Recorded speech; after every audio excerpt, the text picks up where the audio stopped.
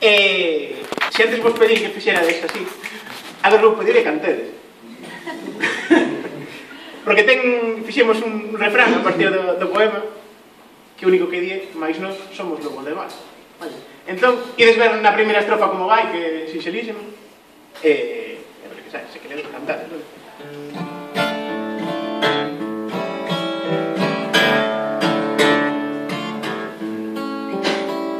As nosas proas baten contra os muros salgados, e como unha serpe espida o mar manifestase, inxecta veneno nas brancas arrupias. E agora ben, mais nós somos los demás. E a poción envenenada fainos dar saltos, treme os ferros do casco e infectase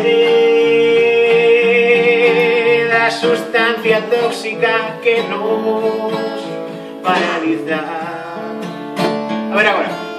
Mais nós somos los demás. A vista nubla a dor é constante, neutralizanse os sensos dos corpos en dono, e a natureza exterior é un inferno gris.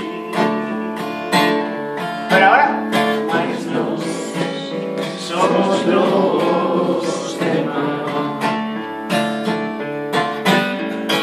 Os cairos son ondas gigantes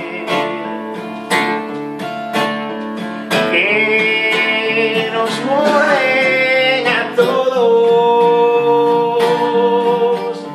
Ninguén escapa do veneno do renefil.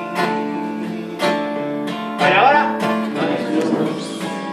somos los demás. E máis tamén sabemos do antídoto. Ven onda, ven serpe, ven veneno,